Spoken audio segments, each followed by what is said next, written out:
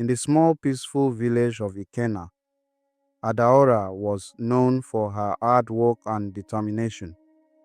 A widow and mother of two, she did everything she could to provide for her children, Chisom and Ebube. One morning, Adaora prepared for a journey to the city of Omunachi to attend her brother's wedding. It was the first family celebration she would attend since her husband passed away. Mama, do you have to go? Chisom, her 8-year-old son, asked as he watched her fold clothes into a small bag. Yes, Chisom, Adaora replied, kneeling to meet his eyes. It's important for the family to be together. I won't be gone long, and I promise to bring back sweets for both of you. Ebube, a 5-year-old daughter, hugged her tightly. Don't stay too long, Mama, she said softly. Their elderly neighbor, Mama Nkechi, sat on her veranda watching the scene. As Adaora carried her back to the door, Mama Nkechi called out, Adaora, make sure you pray before you leave. The roads are unpredictable and you need God's protection. Adaora smiled politely. Thank you, Mama Nkechi. I will be fine. It's a short trip. But as Adaora boarded the bus to Umunachi, she felt a strange unease. The excitement of the wedding kept her going, but something in her heart felt heavy, like a silent warning. Still, she brushed it off, focusing on the joy of seeing her family. The bus began its journey, and Adaora waved to her children from the window. She didn't know that this journey would change her life forever. The bus was filled with lively chatter as passengers introduced themselves and shared stories. Adaora sat by the window watching the familiar countryside roll past. She thought about her brother's wedding and how happy he must be. For a moment, her worries faded. The driver, Ikechukwu, was a confident man in his early 40s. Don't worry, my people, he said, grinning at the passengers through the rearview mirror. I've driven this route for years. You're in safe hands. As the bus sped down the highway, the passengers laughed and relaxed. Some dozed off, while others ate snacks they had packed for the trip. Adeora opened her bag and checked her gift for her brother, a carefully wrapped fabric she had saved up to buy. But soon, the atmosphere in the bus changed. The road became rough, with deep potholes and sharp curves. The bus jolted and rattled, and the chatter quieted. Ikechukwu slowed down, but kept his confident tone. At one point, the bus passed a motorcyclist waving frantically. Turn back, he shouted, but the driver ignored him. Why should we turn back? This is the only road to Umunachi, Ikechukwu said, shaking his head. Adora felt uneasy. The motorcyclist's warning stayed in her mind, and she couldn't shake the feeling that something was wrong. She looked out the window and noticed dark clouds gathering on the horizon. The bus continued, but the laughter and smiles from earlier had faded. Each bump in the road seemed sharper, and the passengers sat quietly, gripping their seats. Adaora closed her eyes and whispered a silent prayer, something she hadn't done in a long time. The rain began slowly at first, small droplets tapping against the windows. Then suddenly, the skies opened up and a heavy downpour engulfed the road. The windshield wipers struggled to keep up as water blurred the driver's view. Everyone stay calm, Ikechukwu shouted, gripping the steering wheel tightly. The rain made the road slick and dangerous. The bus skidded slightly, and some passengers gasped. Adaora clutched the seat in front of her, her heart pounding. As they approached a sharp bend, a loud screech filled the air. The bus swerved violently, and the passengers screamed as it tilted to one side before crashing into a shallow ditch.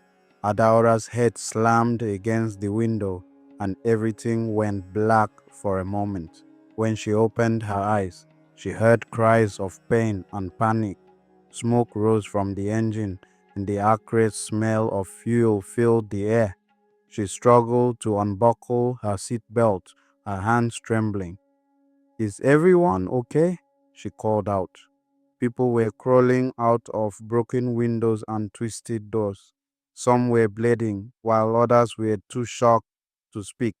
Adaora helped pull an elderly man to safety, her hands shaking as she fought back tears. The driver stood by the wreckage, his face pale. "I'm so sorry," he kept muttering. "I should have listened to that motorcyclist." The rain continued to pour, and the group huddled together, unsure of what to do next. The road ahead seemed more dangerous than ever. As the group gathered under the shade of a large tree to escape the rain, fear and confusion took over. Adora wiped mud from her hands, trying to comfort a young mother whose baby wouldn't stop crying. "What do we do now?" someone asked. Before anyone could answer, a figure emerged from the forest. It was a man, perhaps in his late 50s, dressed in a simple, weathered tunic. He carried a walking stick and had an air of calm authority about him. "You people were in the accident?" he asked, his voice deep, but kind. "Yes," Adaora replied. "Some of us are hurt, and we don't know how to get help." The man nodded and pointed down a narrow dirt path. "There's a clinic not too far from here, but you must leave now. The rain will cause the river ahead to overflow soon." The passenger exchanged uneasy glances. "How do we know this man isn't leading us into more trouble?" one of them whispered. Adaora stepped forward, her heart pounding. "We don't have many options. If he knows the way, we should follow him." Reluctantly, the group agreed. The man led them into the forest, his walking stick tapping rhythmically on the muddy ground. Adaora carried the young mother's baby, her arms aching but her resolve strong. As they walked, the rain grew heavier and the path became slippery.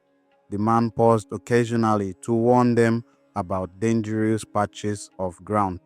But deep down, Adaora couldn't ignore a nagging question: who was this man, and how did he know the area so well? The group had been walking for nearly an hour when they heard it, a deep rumbling roar that sent shivers down their spines. "The river!" the man shouted. "It's coming!" Panic erupted as the passengers looked around for higher ground. The dirt path they had been following was now a stream of rushing water. "Stay close together," Adaora yelled, clutching the baby tightly. A sudden wave of water surged toward them, carrying debris from the forest. The young man slipped and was swept away before anyone could grab him. His screams echoed in the air, leaving the group paralyzed with fear. "Keep moving," the man urged. He led them to a rocky outcrop where they could wait out the flood. The water rose quickly, covering the path they had just walked. Adaora's legs trembled as she balanced on the slippery rocks, a cloth-soaked truce. She thought of her children back home, their innocent faces flashing in her mind.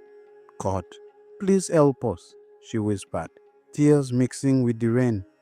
Hours passed before the floodwaters began to recede.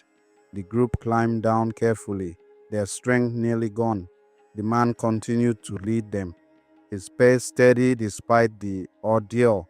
By the time they reached the clinic, dawn was breaking. The small building stood on a hill, its lights glowing like a beacon of hope. The passengers rushed inside, where nurses and doctors quickly attended to the injured.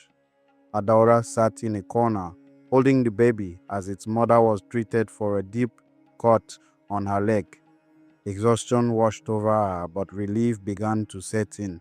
The stranger who had guided them through the forest prepared to leave without a word. Adaora stopped him. "Wait, who are you?" He smiled faintly. "I'm just someone who knows the dangers of the road. Always pray before you travel." he said before disappearing into the forest. When Adaora returned to her village later that day, her children ran to her, tears streaming down their faces. "Mama, we were so scared," Chisholm said, holding her tightly. "I was scared too," Adaora admitted, her voice breaking.